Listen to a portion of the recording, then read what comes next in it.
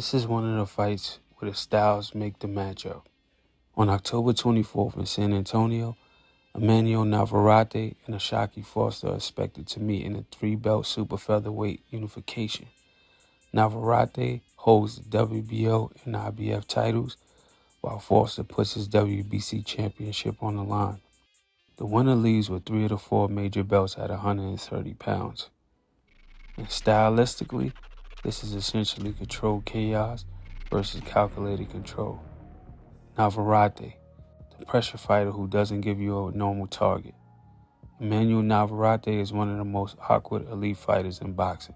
He's long, rangy, unorthodox, and extremely comfortable fighting at distance where most fighters will feel completely out of position. He'll punch from strange angles, change the rhythm, step in with wide shots, and then subtly rip combinations to the body. The important thing isn't simply that Navarrete throws a lot, it's where the punches come from.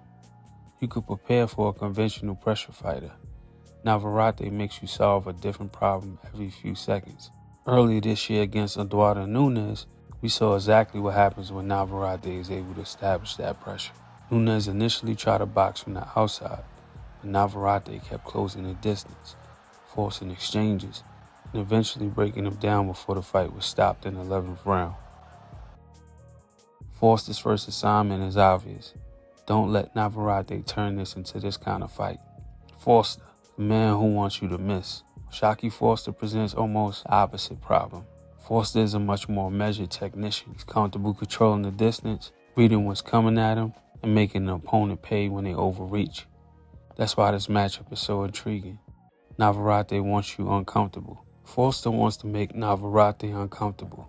Forster's defense and ring IQ allow him to create the little moments where an aggressive opponent thinks he's close enough to land, and suddenly Forster has stepped out of range and fired something back. His victory over Raymond Ford in May reinforced that identity. Forster retained the WBC title and showed once again that he's capable of operating in a technical fight without getting dragged completely into his opponent's rhythm. The biggest question is, can Forster keep Navarrete at the end of his punches? This is probably the fight's central tactical question. If Forster can maintain distance, make Navarrete reset and consistently counter him as he comes forward, this could be a very frustrating fight for Navarrete. Don't be a sitting duck for Navarrete, don't admire your work, and most importantly, don't allow him to build momentum. Once Navarrete gets comfortable, he starts throwing in bunches. 1 punch becomes 3, 3 becomes 6. Suddenly you're fighting at his pace, and that's where Forster could get into trouble. But Navarrete has a major advantage: physicality. This is where I think the fight gets particularly interesting. Forster is the cleaner boxer. Navarrete is the more physically imposing problem.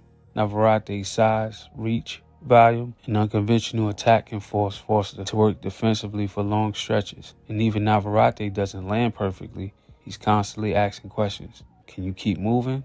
Can you keep your hands disciplined? Can you keep him from getting inside? Can you maintain your concentration for 12 rounds? That's a very different assignment from simply beating a boxer on the scorecards. The body could tell a story. Watching Navarrete's work downstairs, he's not simply trying to hit Forster's head. He's trying to take away their legs, slow down the movement, and make Forster stand in front of him. That's critical because Forster's greatest asset is his ability to control the fight where the fight happens. If Forster is moving beautifully in rounds 1 through 4, Navarrete can't chase him recklessly. He has to invest into the body, cut off the ring, and gradually make the canvas smaller. If he succeeds, the fight could look dramatically different in the second half. And then there's the counterpunching danger. Here's Forster's opportunity. Navarrete's aggression creates openings. When Navarrete reaches, Forster has the opportunity to step back, let the punch fall short, and come straight back with a cleaner shot. That's how Forster can win rounds. He doesn't necessarily have to outpunch Navarrete. He has to outland him when the punches matter. If Navarrete throws 80 punches and lands 20, while Forster throws 40 and lands 15 clean counters, the optics and judging can become very interesting. What happens if Navarrete gets on the inside? That's where I expect the fight to become uncomfortable for Forster. Navarrete is dangerous in close quarters because he's not necessarily looking for one perfect punch. He's looking to overwhelm you with awkward movements, hooks, uppercuts, body shots, shots from unconventional angles, and he'll continue punching when another fighter might normally rest. The longer Forster stays in the pocket, the more opportunities Navarrete has to turn a technical boxing match to a physical fight. What Forster absolutely cannot do, he cannot get trapped into proving that he can stand with Navarrete. That's the temptation. Navarrete starts throwing, the crowd gets loud, Forster fires back, and suddenly we're having a fight instead of a boxing match. That's exactly what Navarrete wants.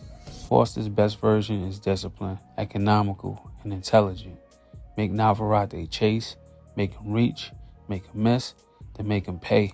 What Navarrete cannot do, he cannot become reckless. Forster is too intelligent for that. If Navarrete starts walking forward with his hands low, assuming Forster can't hurt him, he's giving Forster exactly the opportunity he needs. Navarrete needs controlled pressure, not reckless pressure. He needs to close exits, attack the body, and make Forster work every minute.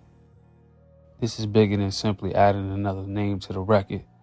The winner is expected to leave San Antonio with 3 major 130-pound championships: WBO, IBF, and the WBC.